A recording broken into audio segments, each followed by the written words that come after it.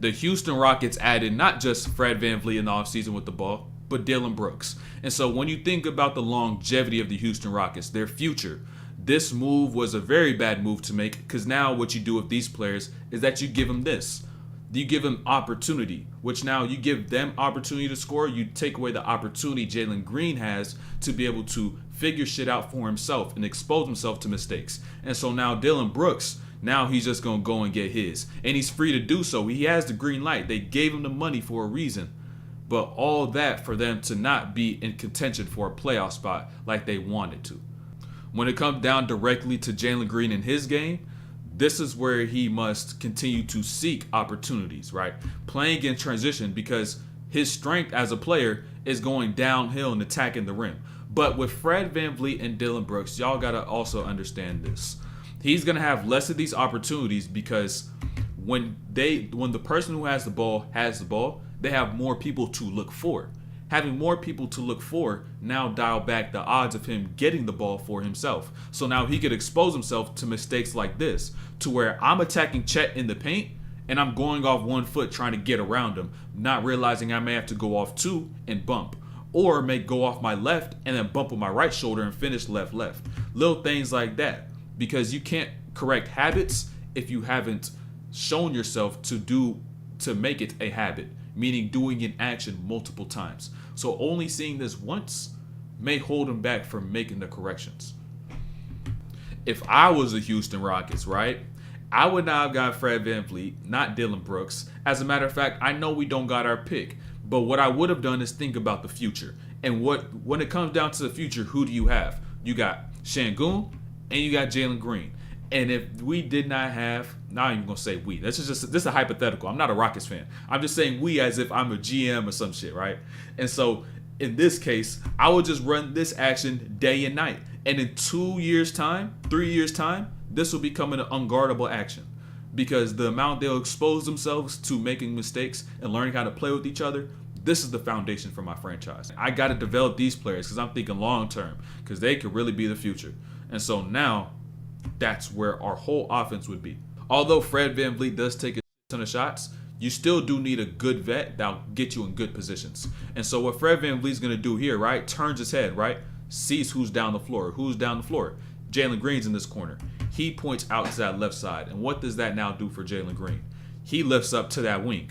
And now lifting up to that wing from the corner, this now shows that corner is empty, one, so there's going to be no dig there. And on this weak side coming in transition, there's no help. So where does Jalen Green go, right? Boom, rip through to that left side. And now he's able to get to where he's best, which is in the paint.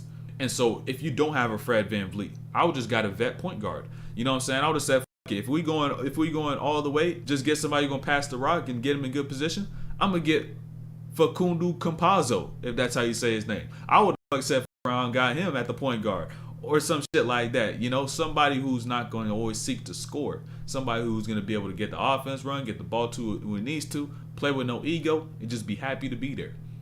And so when you even look at Houston as a whole, it's not just Jalen Green that's hurt and is able to, whose growth is stunted. It's also the Cam Whitmore, Amen Thompson, because you got to understand this about someone like Cam Whitmore. You see him hoop.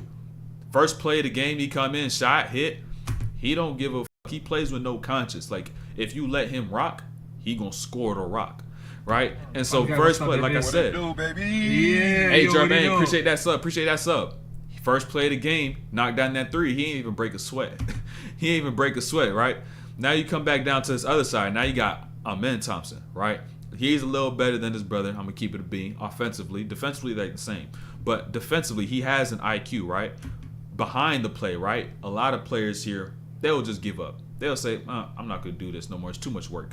But what he does now, right, since Jabari Smith does a great job of just holding up Shea, Amen comes up from behind and is able to hollow him out and now reach around and get that block. He really could be a high-level defender alongside it with his brother.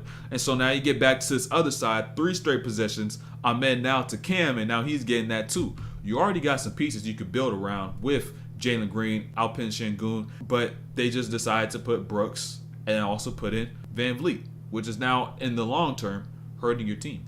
I understand when you have VanVleet, Dillon Brooks on the floor and whatnot, and Şengün Jalen Green may not get as many touches. But you could at least play Jalen Green with the second unit and just let him rock. But with the second unit, you put out Aaron Holiday, Cam Whitmore, Jabari Smith, Amen Thompson, and Jeff Green, right? If I didn't say his name already. You put those players out where you could put out your best offensive player, your best offensive talent, let me say, your best offensive talent on the floor and allow him to be able to have the touches and be able to learn from his mistakes and just go out there and play and hoop, right? Amen, once again, understand, this is transition. He could really be a one. He could really be a one. Understand, bro, low rip through, boom attack. I'm telling you, if you played him at the one, dog, that's a lineup, bro. Hold on. I don't think you got to understand this. Hold on. If the Rockets decide to say, let's just let our young guys thrive. Let's put them into our starting lineup and have Amen at the 1, Jalen Green at the 2, Whitmore at the 3, Jabari Smith at the 4, and Şengün at the 5. You see the type of versatility that lies within that lineup. You have a 6'7", 6'8" point guard, and then now across the board you have the size necessary to produce a team in the future that really could compete. Right? You have passing, you have athleticism, you got scoring between Jalen Green, Cam Whitmore once he begins to learn the game, and then Şengün, right? And then you have Jabari Smith, who could be a fantastic 3-and-D player. You have Amen, who could be your slasher and 3-and-D defensive player, not 3-and-D. He can't shoot that shit. I'm keeping it a bean, right? But look at that type of lineup you could build from those 5 players right there. But that's all been stunted by incorporating VanVleet and Dillon Brooks into the process right now. This is the reason why Jalen Green can't be the Jalen Green we could see Jalen Green becoming, right? They added Fred VanVleet, Dillon Brooks. But most importantly, with Dillon Brooks, by giving him the green, he has the green light. So he's not going to look for nobody to pass the rock to. So it's at a point in time like this where if you throw the ball to Jalen Green, he's going to get a crazy dunk, get the crowd going, get some momentum. Dillon Brooks says, let me go and take this for myself. He goes and takes it for himself. And so that's the selfishness that lies within adding these players who got the green. When you want to improve, you must change your habits and be able to identify your habits. So Jalen Green in the situation, with the lack of opportunity, it's harder to expose habits because you don't have the opportunity to bring them to light. Because sometimes you need to show yourself that you do it 2, 3, 4, 5, 6 times and not just once. And so when he has Chet right here on the perimeter attacking in this ISO, what does he do this entire time? Avoid contact, right? But you got to understand, when you have somebody like Chet guarding you on the perimeter, you know that he's a shot blocker. So when you get into the paint, he could block your shot if you don't negate that by doing what? Getting contact, which is what a lot of y'all also scared of too, right? So he's going to drive whole time, tries to hollow out, get around his body instead of getting into his body. And now when he gets to the point to shoot the lay, gets blocked. The same concept applies when he decides to get in handoffs and pick and rolls. He must stay sharp and utilize his ability to get downhill, right? And so at this point, that pass, that's the correct play. But that's not the dominant play. That's not the play Jalen Green should make. Because with his talent level, what he must do when he gets into these actions is instead of seeking, all right, what's the correct play to make? What must I do here? He must dominate, right? Which means that using your gravity and your strengths accordingly every single time you go down. So next time he gets this action a minute later, he decides to turn the corner and attack Chet and get to the rim and utilize his athleticism. That's dominating. And by dominating, using your strengths, that's how you get gravity. And by gravity, through what you could dominate in, that's when you pass the ball. Instead of seeking times where you just get out into space and just make a play. Use your gravity, right?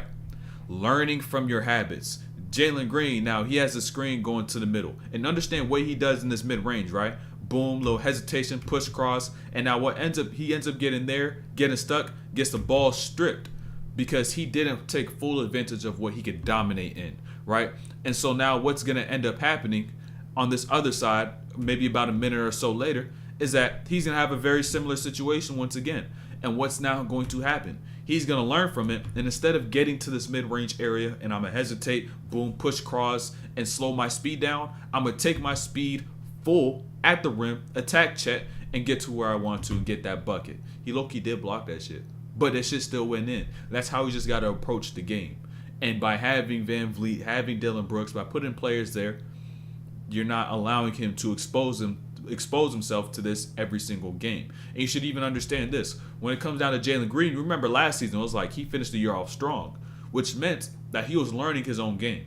But then you begin to throw in so many pieces into the mix, it becomes a completely different game. Because now he must find new spots. Now he has new teammates to learn. But if you allowed him just to carry into the season with the momentum he had last season, just with a couple of rookies, he's already established his dominance because the way he ended off the year before, already having the potential, people knowing who he is, he's already got that dominance in terms of the team. So now if you just let him thrive from there, it could have been a completely different season.